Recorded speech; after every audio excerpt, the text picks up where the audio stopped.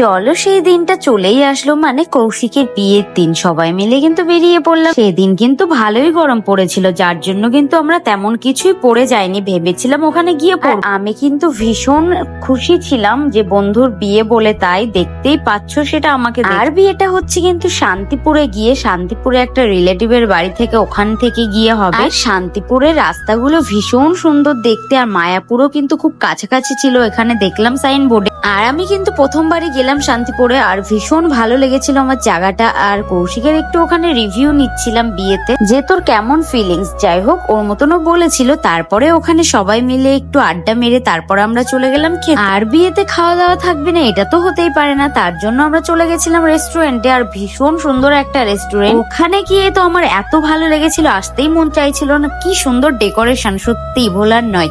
তারপরে আমরা কিন্তু সবাই খেয়েছিলাম বিরিয়ানি। আর পরের ভিডিওতে কিন্তু দেখাবো বিয়ের ব্লগটা।